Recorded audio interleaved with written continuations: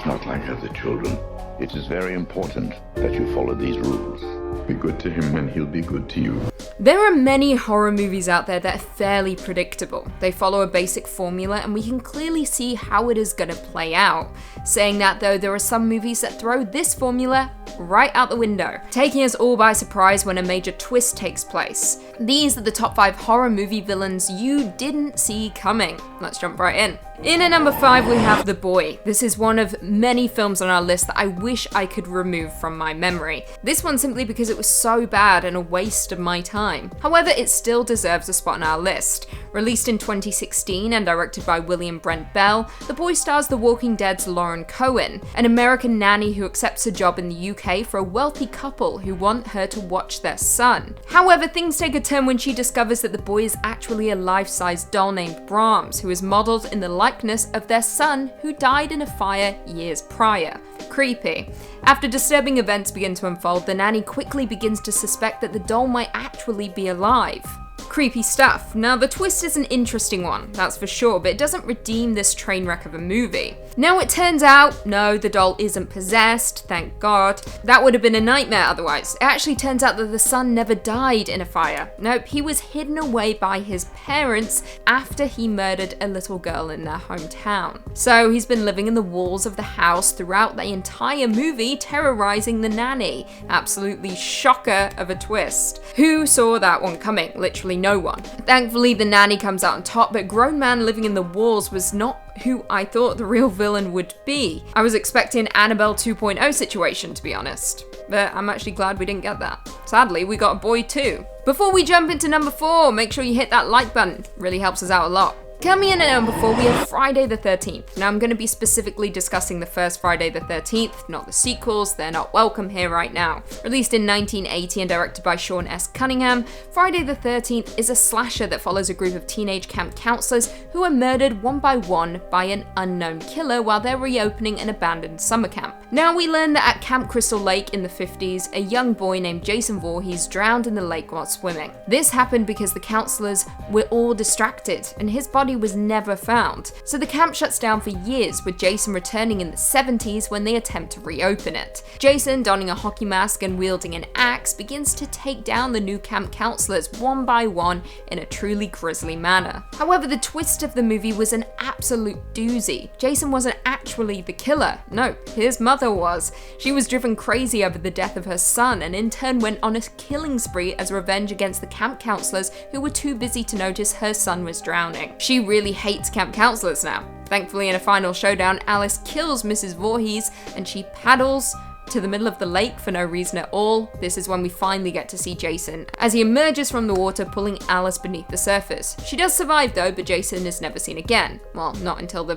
5,000 follow-up sequels that we got later down the line. This is the best movie. In at 3, we have Psycho, an absolute classic and one of my favorite horror movies of all time. There is no question why Psycho deserves a place on our list, with it being arguably one of the most shocking and surprising horror movies ever created. Released in 1960 and directed by Alfred Hitchcock, Psycho follows Marion Crane, played by Janet Leigh, an embezzler who is on the run who is forced to seek shelter at a secluded motel during a storm. It is here that she meets the owner of the motel, Norman Bates, a shy man who lives in the home next to the motel with his secretive mother. What makes Psycho so interesting is that it didn't follow the standard conventions of any horror movie. Instead, we are made to believe that we will be following Marion Crane all the way until the bitter end, but boy were we wrong.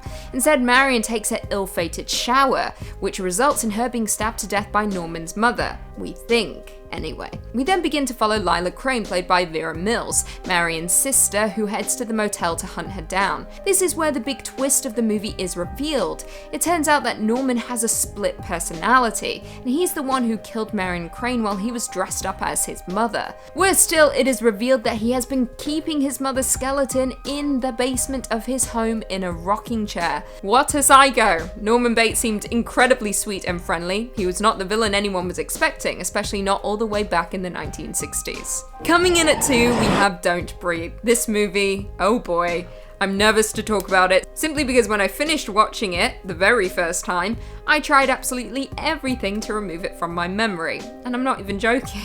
It was all acceptable up until the very end of the movie. And the twist, and what came with that twist. Buckle in, because things are about to get very, very weird, you have been warned. Released in 2016 and directed by Fede Alvarez, Don't Breathe follows 3 friends who become trapped inside a blind man's home, while they are breaking into it and attempting to rob him. Now they do this because the man recently won a huge settlement from a young rich woman who killed his daughter in a car accident. Now this is one of those peculiar movies where you find yourself rooting for the bad guys, at the beginning that is. The 3 friends are breaking into an old blind man's home. Rude, leave him alone. Anyway, things take an incredibly dramatic turn when we begin to discover that the man isn't as innocent as he initially appears.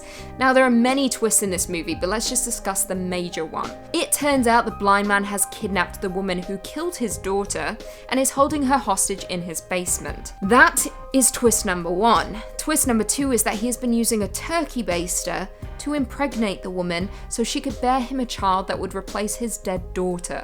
Yeah, this movie is nuts. Honestly, this movie truly messed with my mind in the worst way possible. I wish I could remove it from my memory, but regardless, it certainly deserves a place on our list, considering no one saw that twist coming, and none of us expected the blind man to be a psychopath. No one expected the turkey baster. Definitely not.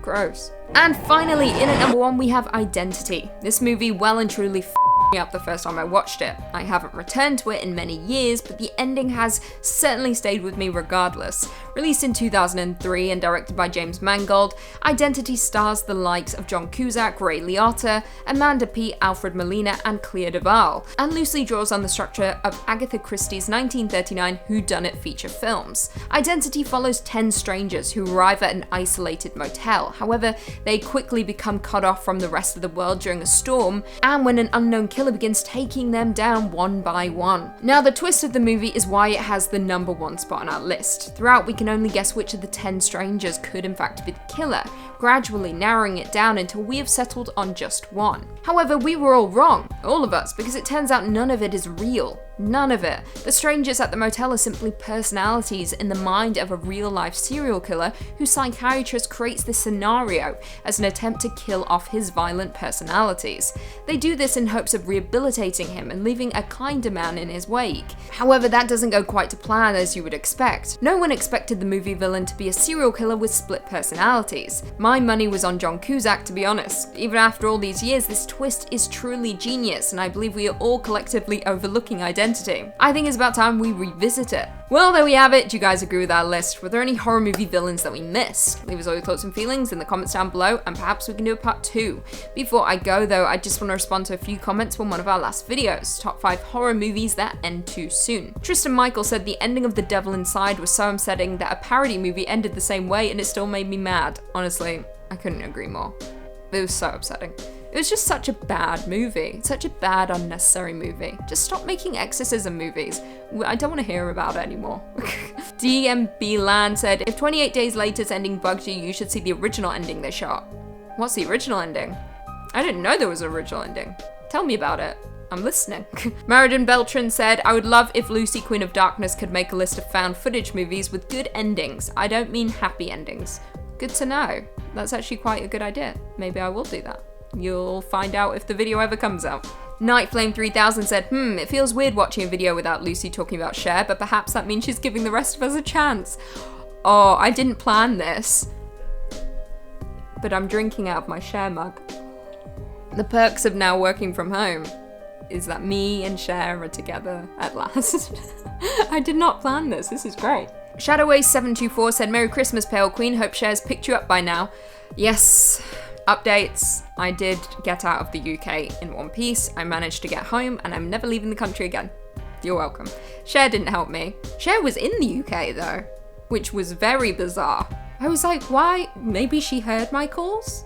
She was in the UK longer than I was there. She was like there for 6 weeks. Maybe she was following me. Interesting. But she didn't help me get home. She got home no problem. States is a different thing, isn't it?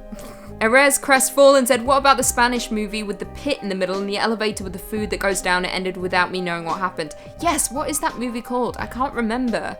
But I watched it because everyone was talking about it. And it was a bad movie. It was like intriguing in parts, it was very strange, and then it ended where the guy literally went all the way to the bottom and then he just walked away. And it was like, what's going on? Why is this happening? Tell me everything. And we never got the answers. I guess it's like life, isn't it?